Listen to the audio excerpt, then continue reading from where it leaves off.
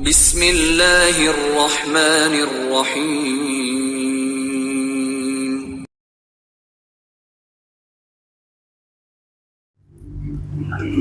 Assalamualaikum warahmatullahi wabarakatuh. Alhamdulillah, wassalatu wassalamu ala rasulillah wa ala alihi wa sahbihi wa man wala. Subhanaka la ilma lana illa ma'alamtana innaka antal alimul hakim wa tub alaina innaka antat tawwabur rahim. Wala haula wala quwwata illa billahil aliyyil azim. Rabbi shrah li sadri wa yassir li amri wa hlul 'uqdatam min lisani yafqahu qawli, amma ba'd. Ma'asyiral muslimin, jamaah salat maghrib Masjid Al-Hidayah yang dirahmati Allah Subhanahu wa taala. Puji syukur kita panjatkan kehadirat Allah.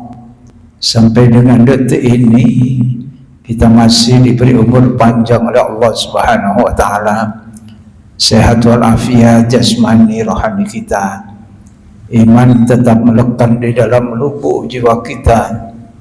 Allah senantiasa membimbing kita dengan hidayah, diberikan taufik inayah sehingga kita mampu untuk beramal saleh. Mudah-mudahan kita diberikan kekuatan pula mempertahankan kesalehan kita sehingga kita dapat mengakhiri hidup ini dalam keadaan yang husnul khatimah. Amin ya rabbal alamin. Salawat serta salam semoga tetap tercurahkan ke haribaan junjungan kita Nabi besar Muhammad sallallahu alaihi wasallam beserta keluarga dan para sahabatnya serta umatnya yang setia melaksanakan ajarannya ila yaumil qiyamah. Jamaah yang dirahmati Allah Subhanahu wa taala, kita lanjutkan kajian kita kitab Riyadhus Shalihin.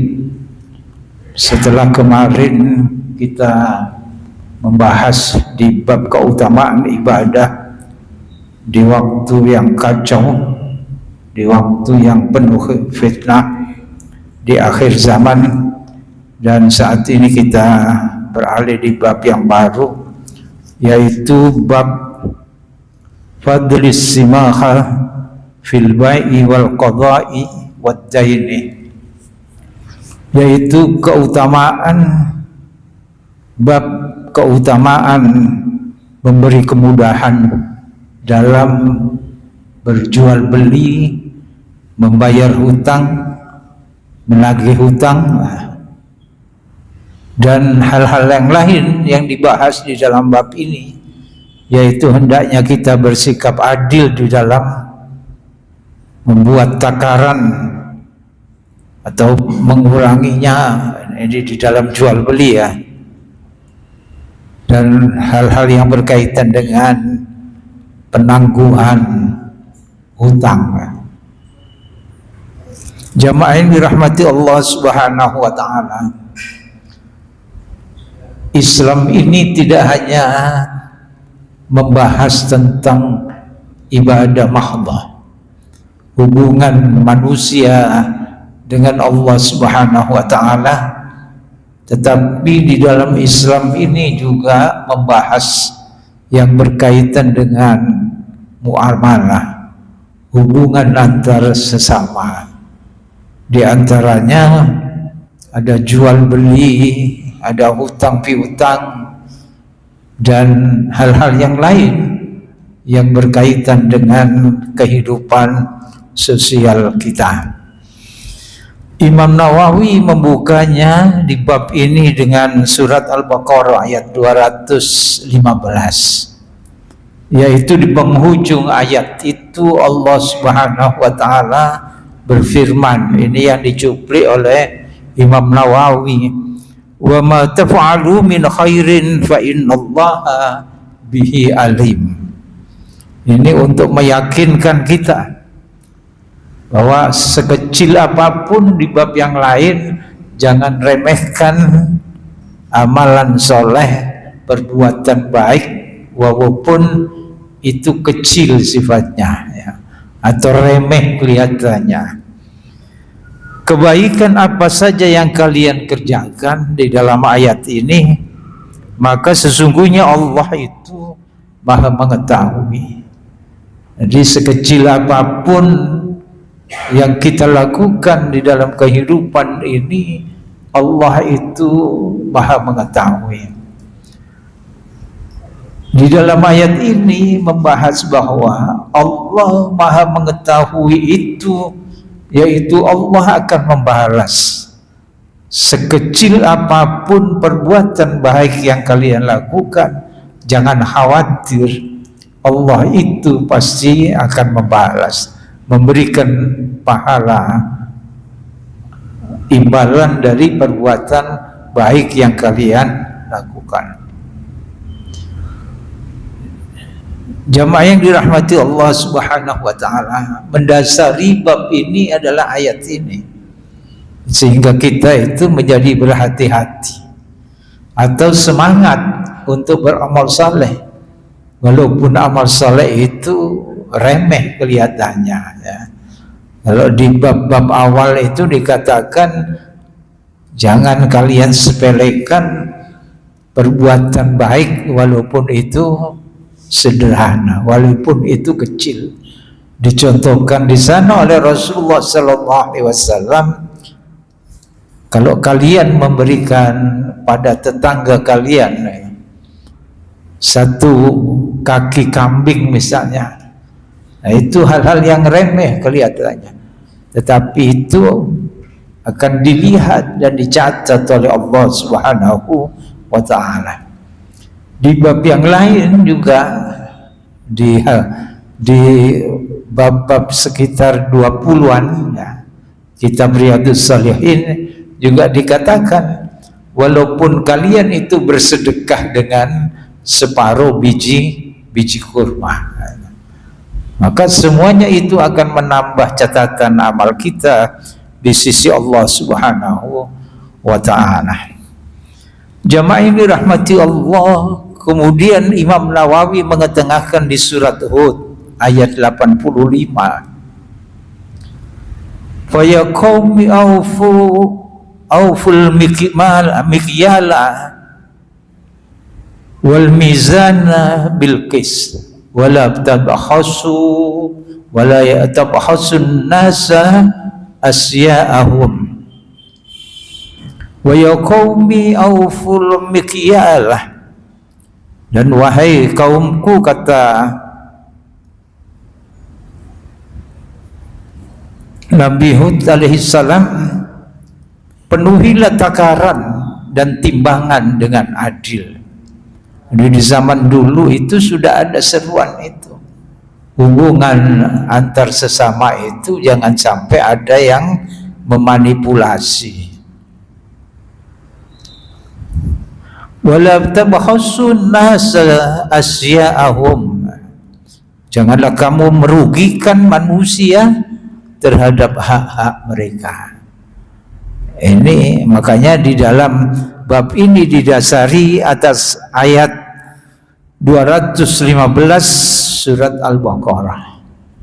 Jadi sekecil apapun itu yang kalian kerjakan, maka sesungguhnya Allah itu Maha mengetahui. Yang tersembunyi di dalam ayat yang lain, baik yang tersembunyi maupun lebih-lebih yang nyata, itu Allah Maha tahu. Agar kita berhati-hati. Ini yang dikaitkan dengan jual beli ya. Karena di dalam jual beli itu sangat rawan untuk tidak berbuat adil. Lebih-lebih di zaman sekarang ini. Karenanya nanti Allah akan berfirman juga yang diketengahkan oleh Imam Nawawi di dalam surat Al-Mutaffifin. Allah Subhanahu wa taala di sana juga lebih luas lagi. Karena ketika Rasulullah sallallahu alaihi wasallam hijrah ke Madinah, maka didapati di Madinah itu yang mencengangkan Rasulullah sallallahu alaihi wasallam. yaitu kehidupan jual beli masyarakat Madinah itu penuh dengan kecurangan. Nah, itulah yang memprihatinkan Rasulullah Sallallahu Alaihi Wasallam. Karena penuh dengan kecurangan inilah langsung Allah Subhanahu Wa Taala menurunkan wahyu kepada Rasulullah Sallallahu Alaihi Wasallam di dalam surat Al-Mutaffifin, lebih-lebih di ayat yang awal itu. A'udzu billahi minasyaitonir rajim. Wailul lil mutaffifin alladzina idza iktalu 'alan nasi yastawfun wa idza kaluhum aw wazanuhum yuksirun. Ala yadunnu ulaika annahum mab'usun liyaumin adzim yauma yaqumun nasu li rabbil alamin, sampai dengan ayat 6. Kata Allah di dalam surat ini diawali dengan celaka. Siapa yang celaka? Yaitu bagi orang-orang yang curang dalam menakar dan menimbang. Ini kejadian real di Madinah ketika Rasulullah Sallallahu Alaihi Wasallam pertama kali hijrah ke Madinah. Didapati masyarakat Madinah ketika berjual beli itu perilakunya seperti ini, seperti yang disinyalir oleh Allah Subhanahu Wa Taala dengan ancaman celaka bagi orang-orang yang curang dalam menakar dan menimbang.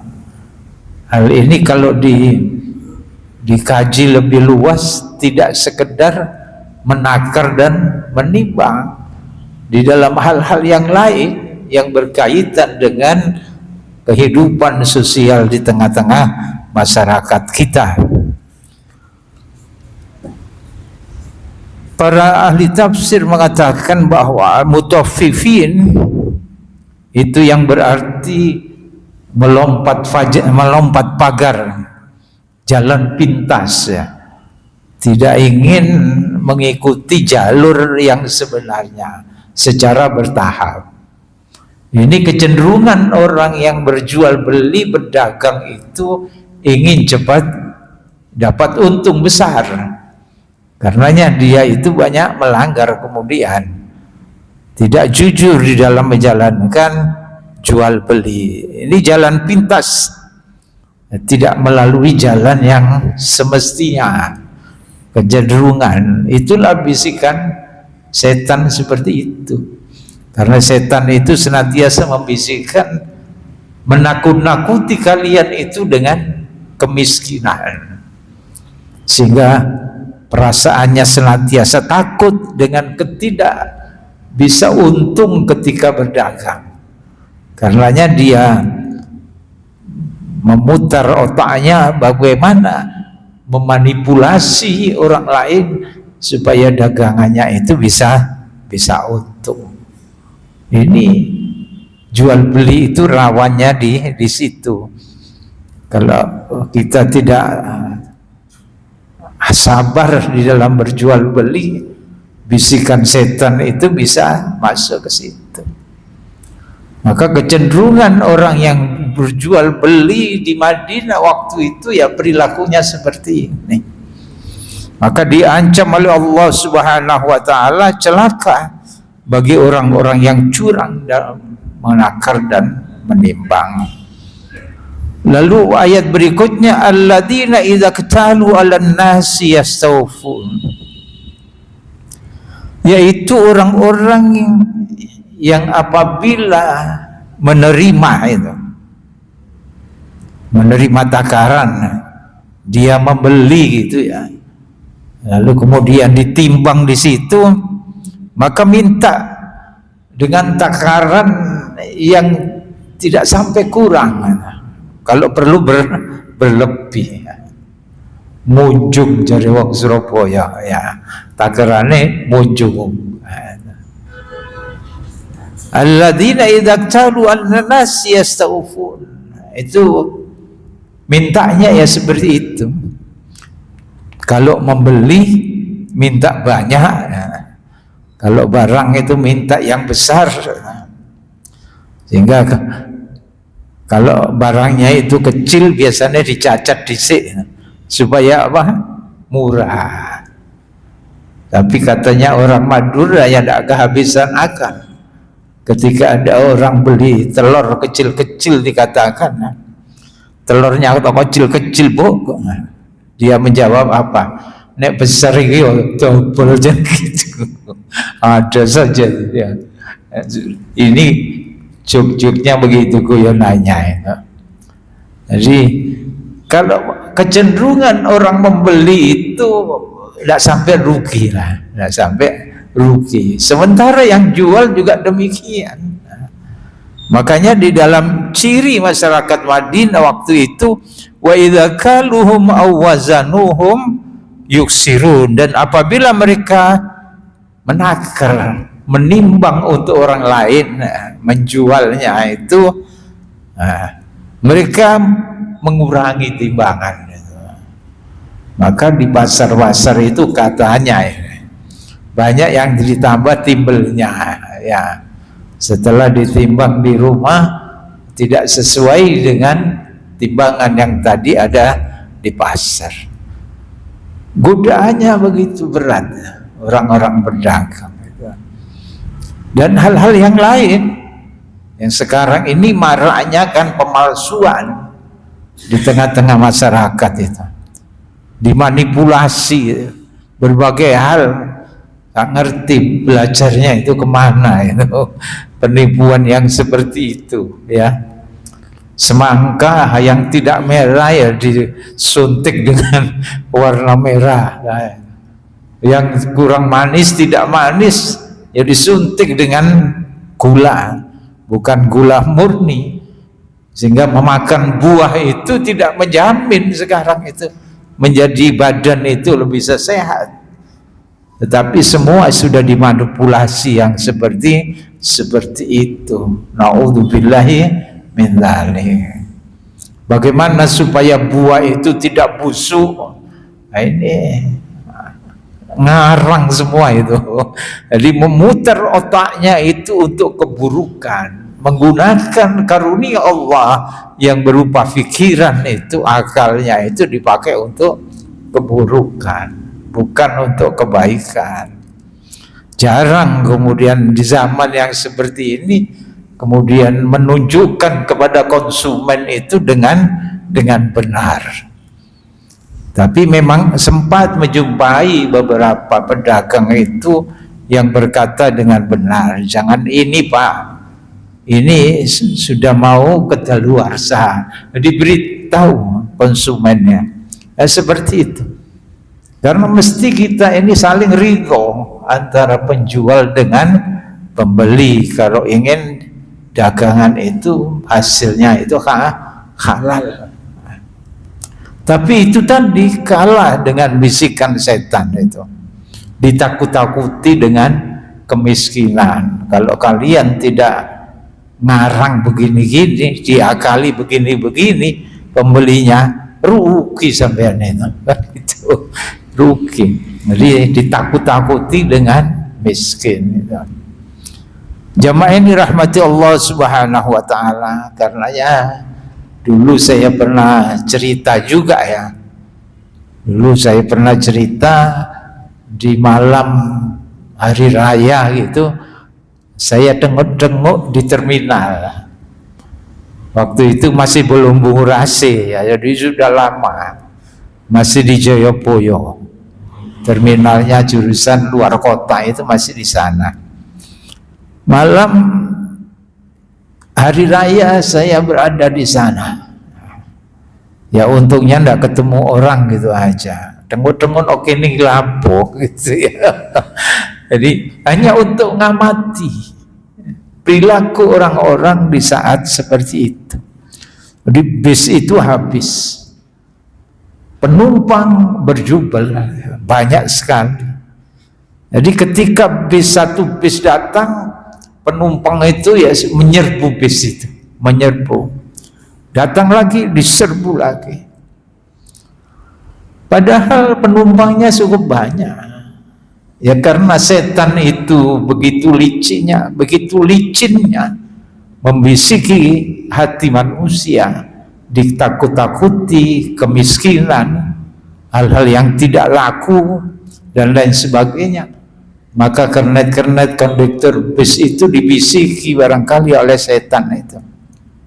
Kalau kamu tidak mengucap begini, nanti tidak ada yang naik ini penumpangnya. Apa lalu kemudian dia katakan, yang jurusan ke Madiun, Ponorogo, Solo, dia katakan bis terakhir gitu ya. Kalau bahasa terminal itu laste gitu ya. Ini padahal tanpa mengucapkan hal seperti itu penumpang naik karena begitu banyak dan bisnya sedikit karena masih berjalan di luar kota. Inilah bisikan setan ya, yang menakut-nakuti kemiskinan, hal-hal yang bisa tidak laku itu dibisikkan. Dan pedagang juga begitu, ngelamun menunggu pembeli. Ketika melamun ya setan ini masuk di situ, ngarang kemudian gedang ini disuntik kan supaya awet ya opo gitu. Yang macam-macam akhirnya. Jadi kesurupan setan di situ. Nah, ini dulu tidak ada yang melakukan hal yang seperti itu. Ada mungkin tidak banyak, tapi sekarang ini hampir semuanya bisa begitu. Jadi sulit mencari sesuatu yang baik di pasaran itu juga yang sesuai dengan apa yang kita inginkan. Inginnya kita itu hidup sehat dengan anjuran supaya kita makan banyak serat di situ. Lalu kita beli sayur, beli buah. Sayur juga begitu. Dengan apa yang namanya? Pupuk-pupuk, obat-obatan supaya macam-macam ya. Lalu makanan juga yang membahayakan kesehatan, bahkan kesehatan manusia, lebih-lebih anak-anak ya. Jajanan anak-anak di sekolah-sekolah itu mestinya dikontrol oleh dinas-dinas kesehatan, karena mereka itu generasi ke depan bangsa ini. Kalau sudah generasinya ini rusak, tidak sehat, rapuh negara ini ya. Tidak bisa diharapkan lagi generasi yang akan datang. Jamaah ini rahmati Allah subhanahu wa ta'ala. Alla yadunnu ulaika annahum mab'usun. Tidakkah mereka itu mengira bahwa sesungguhnya mereka akan dibangkitkan? Nah, ini seperti ayat tadi. Diyakinkan kepada manusia itu, apakah mereka tidak mengerti bahwa hidup itu tidak hanya di dunia ini. Setelah mati kalian akan dibangkitkan, dan setelah dibangkitkan itulah akan diperhitungkan semua amal kalian itu. Ulama lain mengatakan bahwa manusia itu hakikatnya adalah makhluk abadi ya. Manusia itu makhluk abadi. Dari sejak alam ruh sampai kelak hidup selamanya. Hanya saja berpindah-pindah alamnya. Dari alam ruh lalu kemudian masuk ke dalam alam rahim. Dari alam rahim itu lalu kemudian berpindah lagi ke alam dunia. Dari alam dunia berpindah alam lagi, yaitu alam kubur, alam barzah. Kita masih ada di situ. Ruh kita masih tetap berjalan di alam barzah. Dari alam barzah lalu berpindah lagi ke alam akhirat. Lalu di akhirat itulah kita hidup abadi itu. Baik yang ada di neraka maupun ada di di surga. Karena kita menginginkan kita akan berlabuh, tidak ada lain adalah berlabuh di surga Allah Subhanahu wa ta'ala. Ini hakikatnya. Jadi manusia itu adalah makhluk abadi. Karena kita ini makhluk abadi, maka Allah mengingatkan kepada kita, wal tanzur nafsu ma qaddamat lighad. Hendaklah setiap diri kalian itu memperhatikan apa yang telah kalian kerjakan untuk hari esok. Karena kalian akan abadi, harus membawa bekal, ya, membawa bekal. Seperti orang yang pulang kampung gitu ya, atau yang biasa disebut dengan mudik lebaran. Seperti itulah ya pelajaran yang bisa kita ambil. Orang pulang kampung itu mesti punya bekal, ya, mencari bekal sebanyak-banyaknya ketika merantau di kota, mengumpulkan bekal untuk apa? Pulang kampung nantinya. Jadi orang yang tidak mengumpulkan banyak bekal ketika merantau, dia tidak ingin pulang. Nah, siapa yang tidak akan mati nantinya?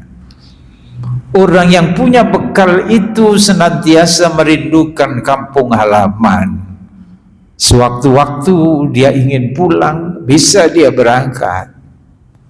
Dan orang yang banyak membawa bekal itu ketika pulang, dia akan dipuji oleh orang-orang di kampungnya. Dia dielu-elukan, dia dihormati oleh keluarganya di desa, di kampungnya itu. Sama ketika orang hidup di dunia itu mengumpulkan bekal sebagaimana yang diperintahkan diajarkan oleh Allah tadi, wal tanzur nafsu ma qaddamat lighad. Apa yang sudah kita kumpulkan ya, bekal ini untuk kehidupan akhirat kita. Sama ketika kita membawa bekal saat mati, maka kita akan dimuliakan di sisi Allah Subhanahu wa ta'ala. Sebaliknya bagi orang yang tidak memiliki bekal, dia tidak ingin pulang. Andai kata terpaksa dia pulang ke kampungnya, dia tidak mendapatkan penghormatan, bahkan diolok-olok, ya, dihinakan oleh orang kampung. Sakmono suwe ini nang kota oleh opo itu ya. Tidak dihormati, tidak dimuliakan. Ini orang yang tidak membawa bekal ketika merantau itu, lalu pulang tidak membawa bekal. Kehidupan akhirat juga seperti itulah ya. Kalau kita tidak membawa bekal ketika mati, ya hina kita, sengsara hidup kita, tidak mendapatkan kehormatan di dalam kehidupan akhirat itu. Lalu dilanjutkan, liyaumin azim, pada suatu hari yang sangat besar, yang sangat dahsyat itu, yaitu kehidupan akhirat. Kalau kalian hidup curang seperti itu, menakar ndak penuh, nek tuku ya ngoyo ae ya luwe gitu ya. Wong gak diimbu ya Joko dhewe imbune. Ini antara lain ya. Jadi harus halal ya, jual beli. Kelihatannya remeh itu. Biasanya kan ibu-ibu begitu ya. Gak diimbu ya Joko ae gitu ya. Ini diyakinkan semuanya itu akan diperiksa di yaumin azim, yaitu pada hari yang sangat dahsyat itu. Nah, diperhitungkan oleh Allah Subhanahu wa ta'ala. Yauma yakumun nasu li rabbil alamin, yaitu pada hari ketika semua orang dibangkitkan menghadap Rabbnya, Tuhannya Allah Subhanahu wa ta'ala, Rabbul Alamin, seluruh semesta alam ini, di semuanya ya. yang jujur maupun yang tidak jujur, yang curang maupun yang jujur, semuanya dibangkitkan di hadapan Allah Subhanahu wa ta'ala untuk mempertanggungjawabkan apa yang telah dikerjakan itu. Jamaah yang dirahmati Allah Subhanahu wa ta'ala. Jadi al-mutaffifina ini di dalam kata lain juga bisa berupa nanti bisa sengketa ya. Maknanya itu bisa menjadi sengketa. Kalau ketidakjujuran ketika berkomunikasi, berdagang itu ada kecurangan di situ, ujungnya itu akan menimbulkan sengketa, konflik di antara masyarakat. Sementara Islam ini adalah supaya kehidupan itu menjadi tentram dan damai.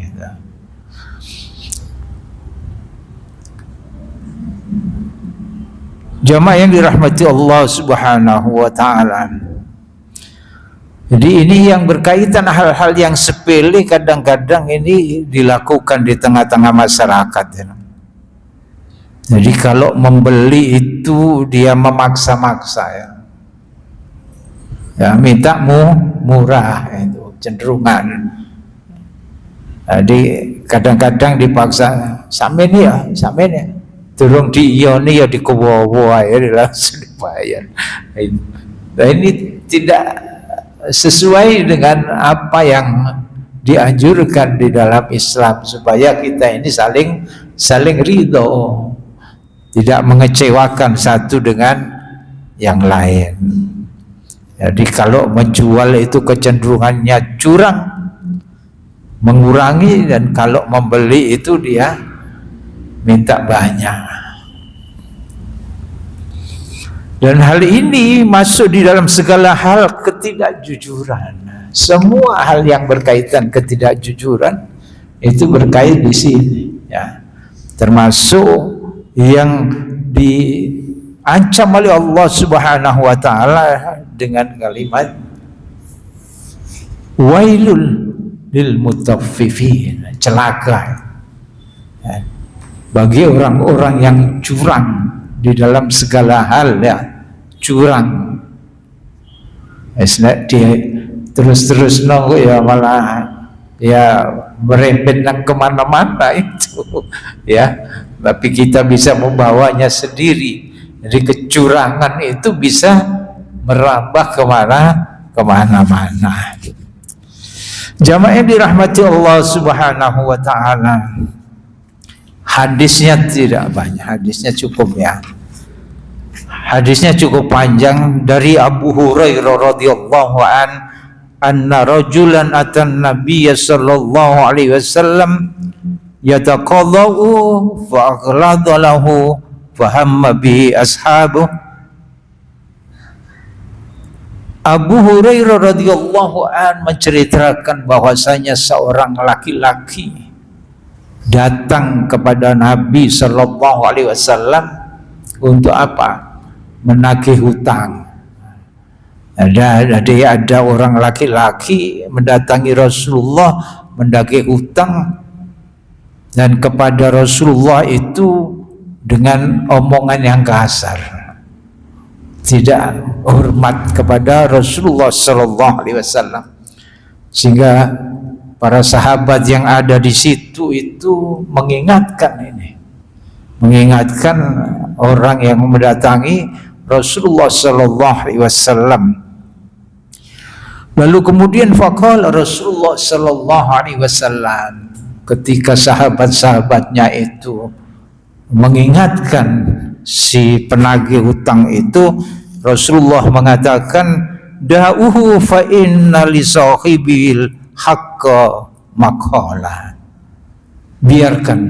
Biarkan dia berkata begitu.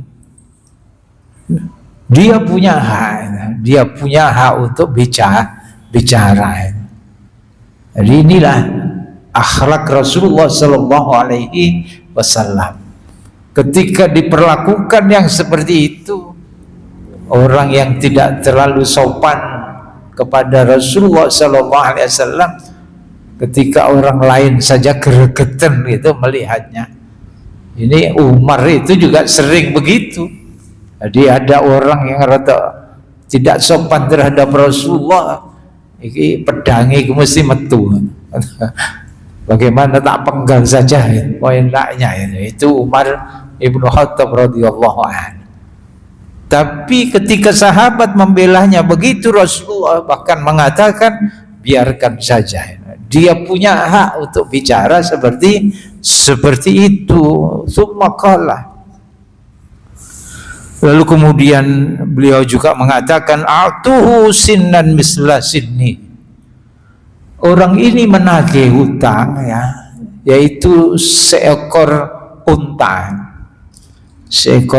Lalu kemudian Rasulullah Sallallahu Alaihi Wasallam menjawabnya, mengatakan pada sahabat, bayar dengan unta yang seumur dengan untanya yang dulu. Ketika Rasulullah meminjamnya itu, lalu kemudian para sahabat mengatakan, qalu ya Rasulullah la najidu illa amsala min sinni.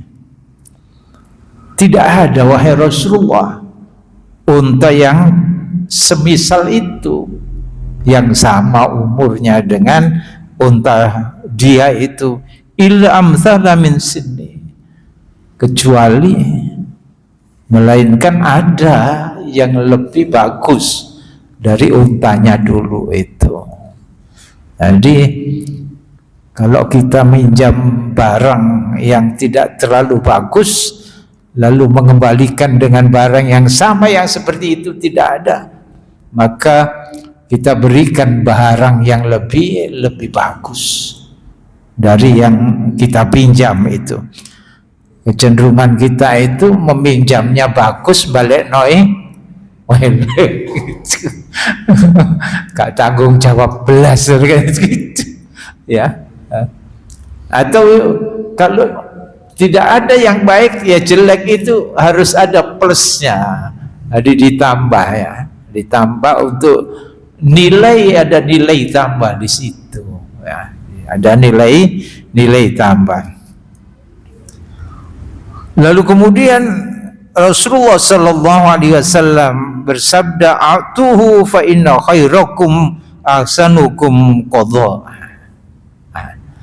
Kata Rasulullah Sallallahu Alaihi Wasallam, jadi ketika Rasulullah mengatakan tadi, yes itu aja kayak walaupun itu lebih baik, itu aja berikan. Kata Rasulullah Sallallahu Alaihi Wasallam, sebaik-baik kalian adalah orang yang paling baik dalam membayar hutang. Paling baik dalam membayar hutang. Jadi itu misalnya kita hutang 1.000 misalnya, nah kita berikan tambahan itu juga bukan bunga itu, tetapi sebagai ungkapan terima kasih. Itu tidak apa-apa, karena yang nagih juga tidak minta tambahan. Nah, itu lebih baik kata Rasulullah Sallallahu Alaihi Wasallam. Sebagaimana tema di dalam bab ini ya. Temanya di dalam keutamaan memberikan kemudahan ketika berjual beli, mengambil dan memberi, dan bersikap baik ketika kita berhutang dan menagih hutang itu. Inilah yang dicontohkan oleh Rasulullah Sallallahu Alaihi Wasallam, bahwa hadis ini memberikan pelajaran kepada kita, boleh menagih hutang apabila telah sampai kepada batas perjanjiannya, boleh. Bahkan ada yang mengatakan wajib bagi kalian untuk mengingatkan seseorang itu kalau dia berhutang, karena kalau sampai dibawa mati bagaimana itu. Nah, ini hadis ini memberikan pelajaran betapa baiknya akhlak Rasulullah Sallallahu Alaihi Wasallam dan betapa sabarnya Rasulullah menghadapi orang yang seperti itu. Kalau kita ini kadang-kadang kalau tidak level gitu ya omongan kita kasar, ya kasar. Termasuk ya bodoh koniku goblok. Nah itu kalau kita menghadapi orang yang tidak selevel itu kadang-kadang ucapan itu seakan naik enaknya awake dhewe. Juga kerendahan hati Rasulullah Sallallahu Alaihi Wasallam, ngalah itu, ngalah. Tidak ada yang sama, ya diberikan yang lebih baik gitu. Kemudian pelajaran yang berikutnya, tidak pantas orang yang punya utang bersikap kasar. Jadi orang yang hutang itu ya tidak pantas, yang nagih ya tidak pantas naginya dengan kasar, apalagi yang hutang itu lalu kemudian jawabnya itu lebih kasar. Perilaku orang sekarang kan begitu, ketika berhutang itu ya nangis-nangis, ngerintik-ngerintik, tapi wayahe bayar apa? Sing nagih dijak gegeran. Banyak orang yang memberikan hutang itu lalu kemudian tidak ditagih, lalu kemudian timbang entek-entek pikiran wis hilang-hilangan, hilang-hilangan. Ini sekarang banyak yang begitu, sehingga orang yang berhutang itu rotok mentang-mentang sekarang ini. Dan saya mengalami yang seperti itu.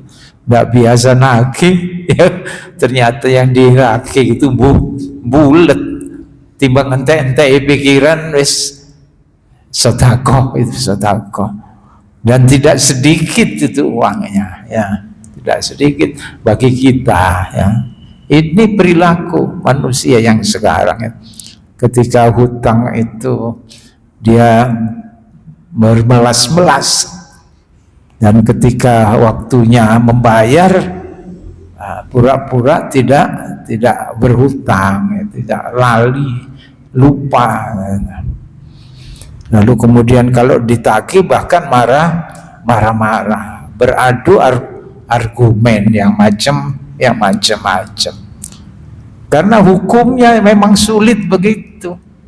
Jadi hutang lalu kemudian masuk di dalam hukum perdata, lalu sulit untuk menetapkan hukum itu bagi orang yang berhutang, sehingga tidak sedikit pula lalu kemudian terjadi perselisihan lalu meningkat kepada pembunuhan karena berkaitan dengan hukum yang diterapkan itu juga kesulitan. Sehingga para orang-orang yang hutang itu lalu kemudian agak mentang-mentang, sekali dibayar sebagai bukti bahwa dia itu ada etikat nyicil hutangnya itu, lalu selanjutnya tidak membayar. Nah ini perlu dikaji ulang, ya, hal-hal yang hukum yang berkaitan dengan utang piutang ini. Jamaah yang dirahmati Allah Subhanahu wa taala, boleh berpiutang unta misalnya, pinjam kambing gitu. Tak selene kambingmu itu, ya. Lalu kemudian nantinya dikembalikan dengan kambing yang seusia itu. Dan ini semua binatang, ya, semua binatang. Jamaah yang dirahmati Allah Subhanahu wa taala. Jadi ini pelajarannya juga, pemimpin itu boleh meminjam harta sedekah dari kas negara. Ini kalau dikembangkan untuk menutupi suatu kebutuhan sebagai orang yang memerlukan. Boleh, ya. Asal itu tadi amanah di dalam ketika berhutang. Hadis berikutnya, wan Jabir radhiyallahu an. Hadis ini bersumber dari sahabat Jabir radhiyallahu an. Anna Rasulullah sallallahu alaihi wasallam, bahwasanya Rasulullah sallallahu alaihi wasallam bersabda, rahimallahu rajulun samhan idza ba'a wa idza istara wa idza qatada. Bersabda Rasulullah sallallahu alaihi wasallam bahwa Allah itu merahmati orang yang mudah ketika menjual.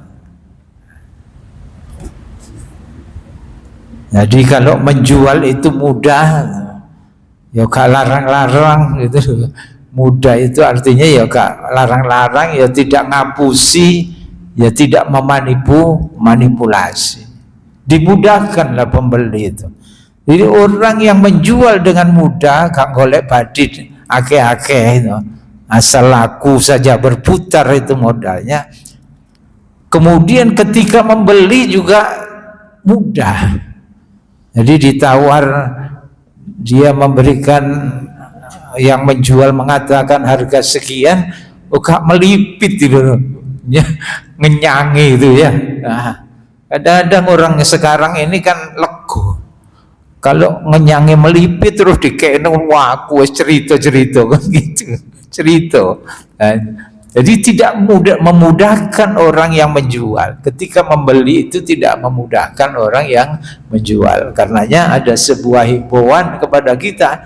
Kalau kita membeli kepada orang-orang yang kelihatannya yang dijual itu rada soro gitu ya. Misalnya ono wong angkat pring watu gitu ya. Ada barang berat diangkat, lalu ketika kita akan membeli itu menawar dengan tawaran yang terlalu sedikit. Nah, maka kita dianjurkan supaya ya dituku lah, dikai badi sing rada akeh sambil kita bersedekah dan menagih hutang.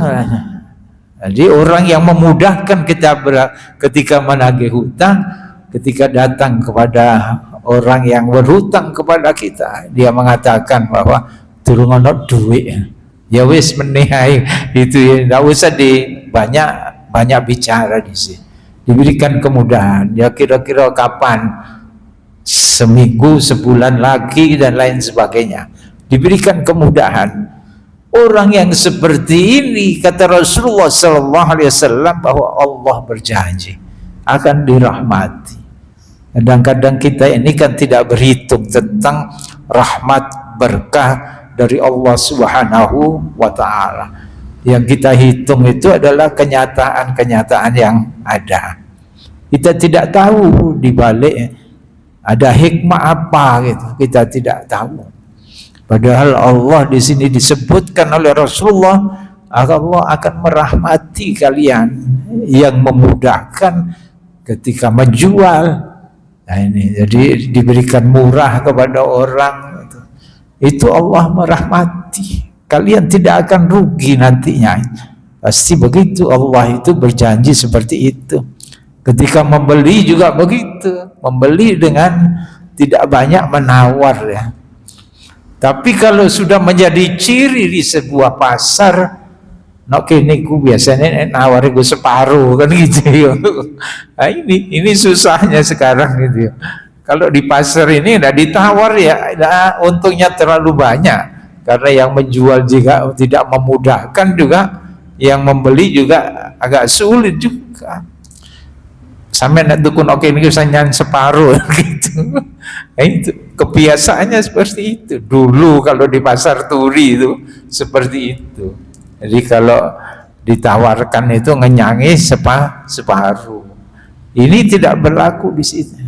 Tidak terjadi rahmat Allah Subhanahu wa Ta'ala. Jadi ketika kita menjual itu memudahkan bagi pembeli, dan ketika kita membeli pun memudahkan bagi penjual itu. Rotok loman lah kita itu. Begitu pula ketika kita menagih hutang itu, menagih hutang. Tapi kalau dimudahkan ya rotok bulat temenan itu, nanti menjadi penyakit. Jadi dia menjadi pemberani. Berani apa? Berani utang gitu. Ono-ono mau ingin kapo-kapo ya utang mana ke tempat yang lain. Menjadi pelajaran bagi dia. Akhirnya begitu. Karena ya kita sulit di dalam kehidupan yang sekarang itu ya. Antara percaya dan tidak percaya itu juga sulit di zaman yang sekarang ini. Inilah sebuah pelajaran dari beberapa hadis dari bab ini. Mudah-mudahan kita bisa mengambil pelajaran, menambah wawasan ilmu kita, dan mudah-mudahan kita mampu untuk mengamalkannya. Amin ya rabbal alamin. Kita tutup dengan doa kafaratul majlis. Subhanakallahumma bihamdika asyhadu an la ilaha illa anta astaghfiruka wa atubu ilaik. Mohon maaf. Assalamualaikum warahmatullahi wabarakatuh.